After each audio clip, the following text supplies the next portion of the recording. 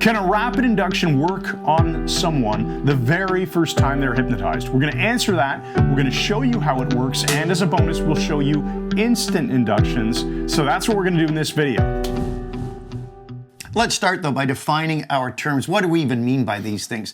We do rapid inductions and instant inductions, and we have to sort of differentiate between the two of them. Now, what's a rapid induction? Well, and this is a good question because we got this by email from a nice fellow who wanted to know, can a rapid induction work the first time? And he may have meant instant induction, so it's worth explaining the difference. We consider a rapid induction anything that works in, let's say, 3 minutes or less. And there's a lot of them, and that's primarily what we do, whereas an instant induction is kind of a hijacking your brain into trance quickly. It happens very, very quickly. We'll get to that towards the end of this video. So keep going on rapid inductions. Rapid inductions. You said under 3 minutes. I totally agree. Although the way we do them, most of the time, the setup is so quick, it's really maybe 30 seconds to a minute most of the time, and that is pretty rapid, but it could extend. We're just not telling someone for 20 minutes you're getting sleepy, you're walking down another flight of stairs, whatever. So rapid inductions, we use catalepsy to get into the person's unconscious mind quickly. Now, catalepsy is you have a floating limb that doesn't move or doesn't want to sink. It can be eyelids don't want to open. The muscles stop working. They become something called waxy and flexible or waxy immobility. It's sort of a different feel.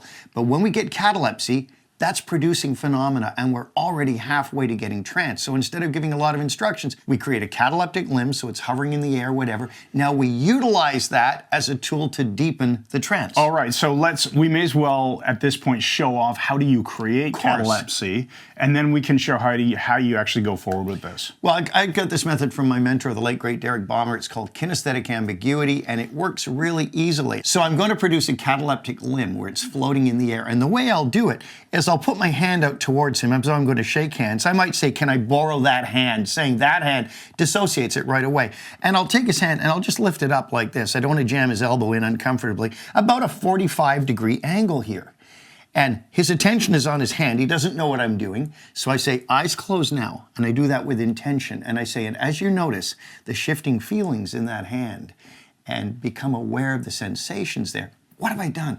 I've drawn his attention to this hand. It begins to float in the air, but notice I never say your hand is getting lighter, your hand is floating. No, we produce the phenomena. So now we have a cataleptic limb. We can turn it into an induction by saying, and your hand sinks down and gets heavy only as quickly as it pulls you into a deep, restful trance. Something like that. The wording is sort of irrelevant. There we go. It's a utility tool. We can have it now float in the air or sink to take the person deeper, and it's all done from that initial touch, where I don't say it's going to float. His eyes are closed, he doesn't see what I'm doing, and his hand just sort of stays there. And it gives them an experience. So the whole setting up of catalepsy only takes like 5 or 6 seconds, and then it's a simple matter of using your hypnotic voice, your pacing and leading, your Ericksonian-style hypnosis, and direct suggestions telling the person to let that hand drift down only at the rate that you go deeper into trance. Very, very simple. So does this work on a first-timer? Well, obviously it does, because it's solid hypnosis principles. Now, do you want to tell the story about how you use this on live television? Just bullet point, right. Yeah. I did it on City TV in Toronto, which has a view right out into the street,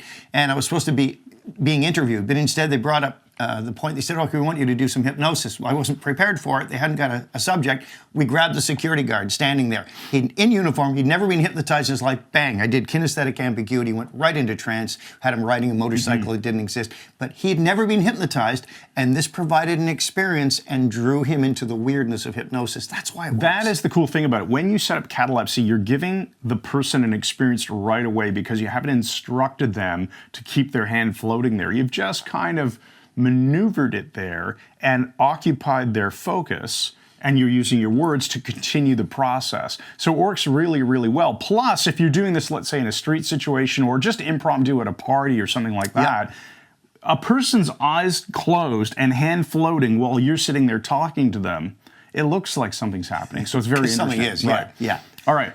Now you have to have that rapport though, and the subject must be motivated to go into trance. It's not like you can just go up to someone, grab their hand, and do this, and they'll stay there in a trance. Remember, it is the subject who creates the trance, not you. You're just the director. They have to comply. They have to do their part. And the best thing about this kind of induction is the person's not sitting there while you're saying you're floating, walking, you're going deeper, and they're sitting there waiting for something to happen. You're involving them in the creation and maintenance of their trance. That's right. So we don't want you emailing us or dropping comments under this video saying like, I just walked up to someone and said, can I borrow your hand? And it didn't work. Yeah. It doesn't work that way. The rapport is the glue that holds trance together. The expectation of hypnosis must be there. The participant must be a willing subject, and then it works pretty much every single time. Right. Now, what about instant inductions? Those are rapid inductions.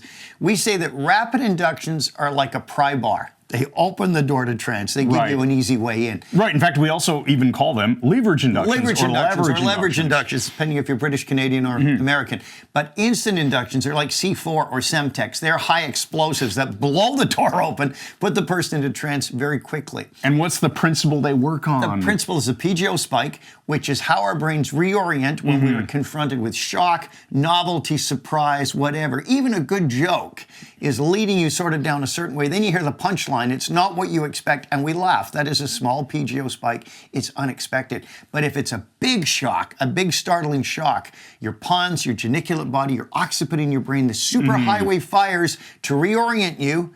And as our friend Christophe, who's a psychiatrist in France who came to train with us in Toronto, said, the PGO spike clears the mind to receive suggestions. It clears the mind for a couple of seconds, and then we can say something like sleep. That'll slip right by the critical faculty. Let's show them. And also, does this take away the need for rapport, Mike? No, of course not. If you don't have rapport, even though you'll get a 2-second shock, they'll start to go into trance. Without rapport, they'll just come back out of it. Right. Not all shock is going to drive people into trance that just continues to be trance that goes deeper and deeper. So we have to have rapport. We create the shock or the novelty of the surprise, and then we give the person instructions, which they're likely to follow if the context is they're doing hypnosis with us and they like it, right? They like us. Right. There's rapport. Let's maybe do a very quick demo of how this would work with the classic hand drop induction that a lot of people do. We'll just do a Gilboin's method. It's so easy when you're standing. Now, this is interesting. Notice I'm going to put my hand around the back of his neck. Do not make the mistake a lot of hypnotists make of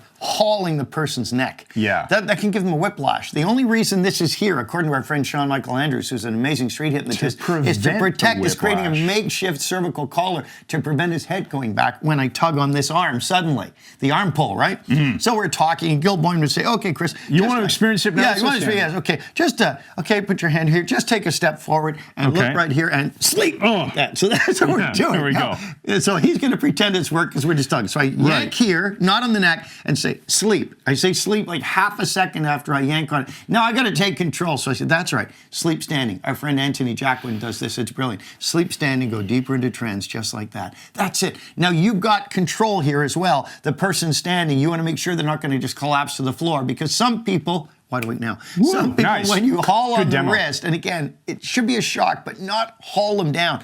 Some of them, when you see Gilboin work in old videos, here, come into the frame better. They go limp and they spiral right to the floor. He holds them by their wrist and just lowers them to the floor. You don't need that. So when you're seeing instant induction on YouTube and you're only seeing the part that Mike demonstrated, you're missing all the setup, you're missing the rapport, the expectation. There might have been suggestibility tests, whatever. All kinds of things. But that's basically the principle, is that the person is in rapport with you, they want to experience hypnosis, and you're occupying their attention, as Mike just did with the Gilboin method, and then you're firing something that functions as a surprise, a shock. And that's why instant inductions are also called shock inductions. Correct. So it's really that simple. So do these inductions work the first time?